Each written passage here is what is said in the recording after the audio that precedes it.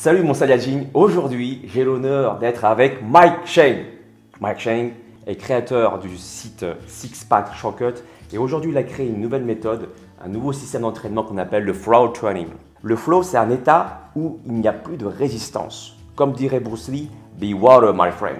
We're able to get our training done without having to constantly have resistance in our body or resistance in our mind. An example is like, I want to exercise, but my body, I don't feel like it.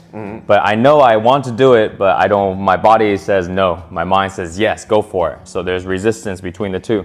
Another one is like, my body is like, whew, I feel good, I want to do it. But my mind is wandering around, thinking of this, thinking of this. So there's resistance because the two are not aligned. So when we're in flow, whatever we want to do, our body and our mind is together. So when we're talking about flow, imagine that you are this person. Let's say this is you, and this is your goal. A lot of times we have these, we'll call these resistance. So these are resistance. So this resistance is like challenges, there are obstacles, there are problems and things like that. And when we want to get to our goal, our ideal way is to go directly straight, right? We want to go directly straight to here. This is like perfect.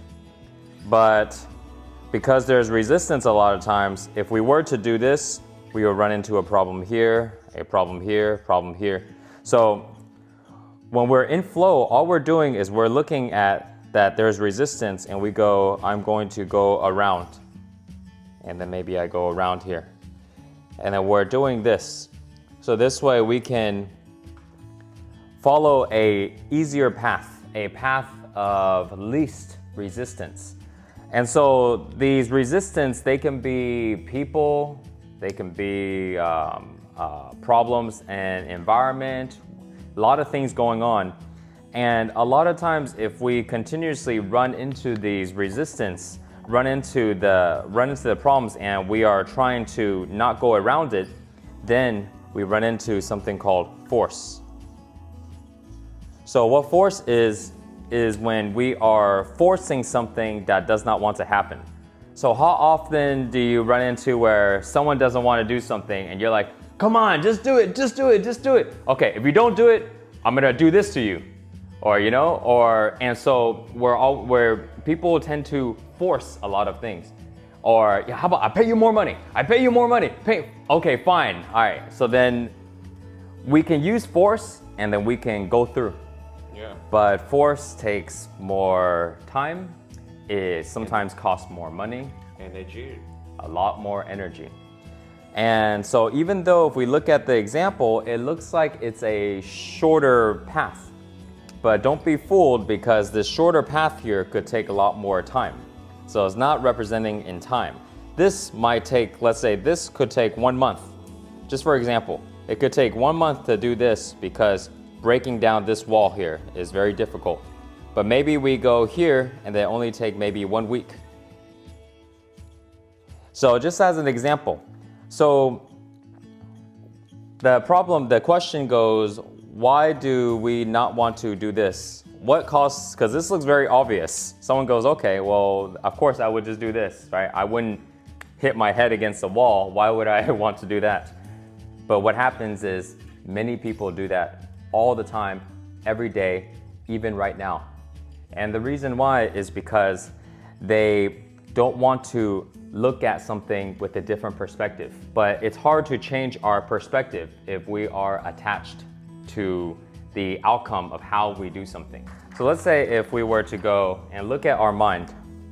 Our mind is divided into 2 parts. We'll say this is the mind. So the mind, we have our conscious mind. And our conscious mind makes up 5 to 10% of our thoughts. And now our subconscious, which is underneath that. So is our, we'll say here.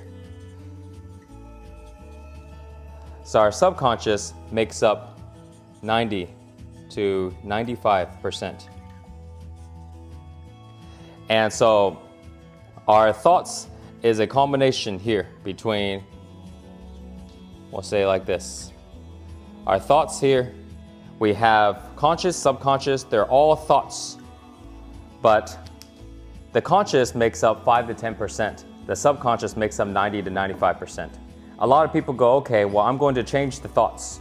What they don't realize is that the subconscious part of the mind is influenced directly through feelings. And the feelings, therefore, the subconscious is part of the body. So this is the part that people are not realizing and that they're starting to learn right now. If we want to go and change the subconscious part of the mind, which is the bigger part, we need to change the feelings and the body. Because when we do this, the thoughts that are underneath the surface, they start to change. The subconscious thoughts determines our belief. Yeah.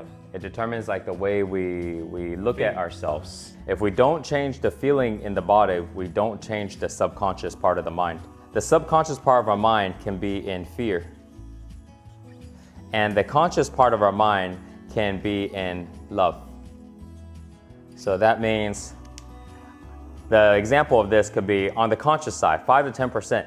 Hey, I love you, brother. I love you. Oh, you're my best friend. I love you. I love you so much. So then our conscious part, we recognize, I love everything. But the inside feeling that I feel could be fear. And the fear would be, I don't realize this is happening because I'm only aware of the conscious. Conscious means I know what's going on. Subconscious is it's underneath the surface. I don't know what's going on. So what happens with a lot of people is consciously they could be happy. They could be loving. Everything is great. I love my life. But then they look at their life and nothing is going the way they want. But they go, I don't know why. Everything seems to be fine. You know, I know what I want. I'm good to people. Why can't I get what I want? Why can't I find a good girlfriend? Why can't I make more money? Why do I keep trying to strive and I don't get what I want? Because the feelings, the subconscious mind is saying something different. I want my body to have love. My mind is like, I'm happy with everybody. I love you, I love you, love you. My body goes, I'm afraid inside. So if I want my body to have love, then I can say, okay, I focus only on love and nothing else. And this way I can change my body by using my mind. It could work. But now somebody would have to focus completely, all of their concentration, 100% on love. And anytime. No doubt. No doubt, no fear, no worry, no frustration, no stress, no problems. They don't have, and so everything is focused on love, love, love. And they keep looking at it, they don't see anything else. And then over time, their feeling will change.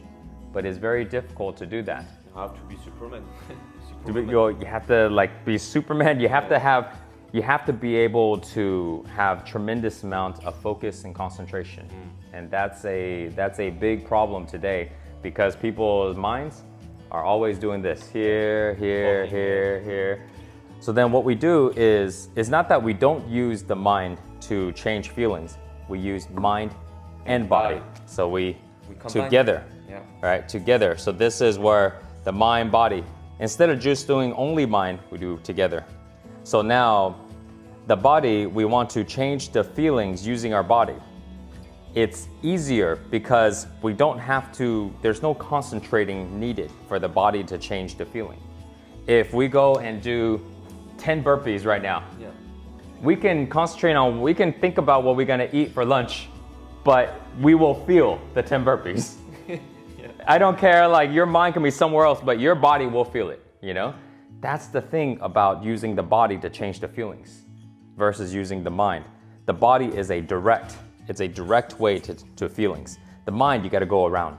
Because the body can change the feelings directly. I looked at what I was doing, and I looked at, like, let's say, the type of training I was doing. And so The type of training that I used to do a lot is resistance.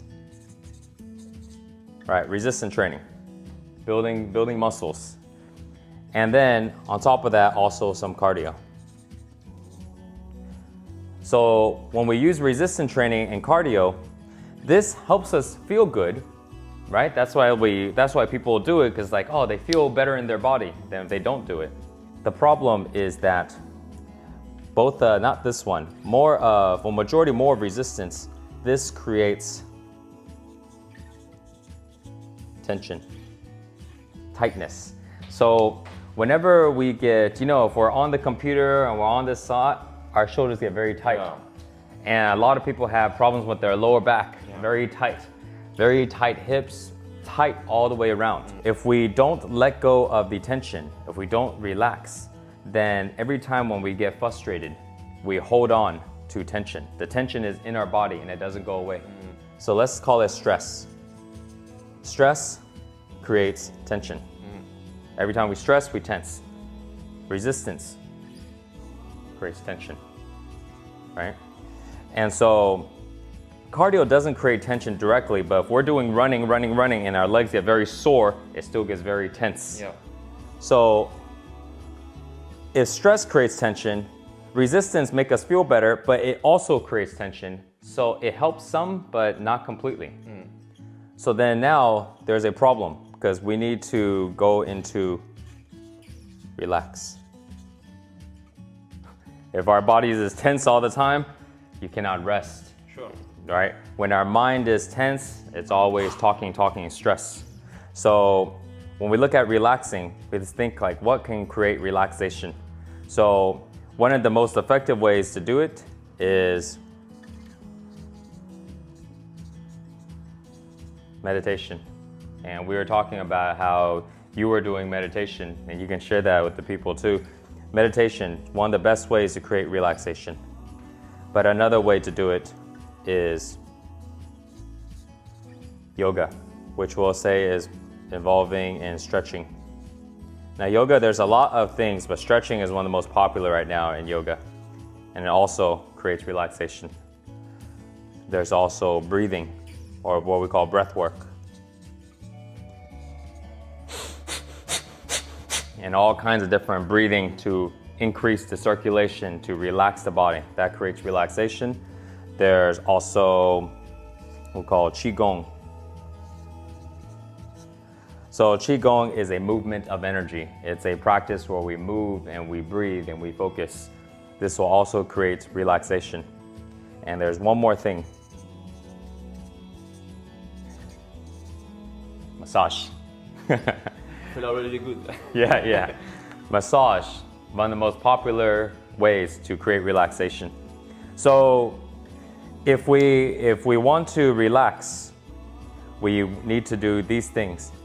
These things up here, the resistance and the cardio, it creates tension, but it's not that it's bad. Yeah. It's just that it also creates tension, just like stress. Because the good thing about resistance and cardio is you have strength.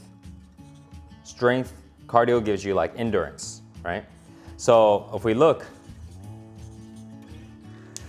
the two is good. It's like a yin yang. It's like a balance. You want to be strong, but you want to be soft, right? You want to be like, you want to be able to be very tense, but you want to be very loose. It's always a balance. So the resistance cardio is really good to create the balance, to give you the strength and the endurance. But you also need the other things to have the relaxation. And then when you have these two combined together, now you can have peace. Yeah. Now you can have the balance and harmony in the body and the mind. That's why we suggest you to do flow training. Remember to move with the rhythm of your breath.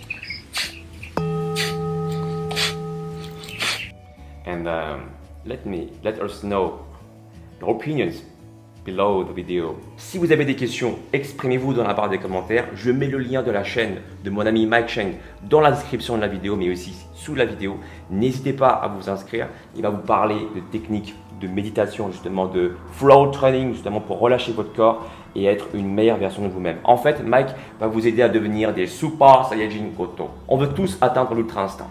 L'ultra instinct, c'est la conscience, c'est le flow training. Peace and soirée.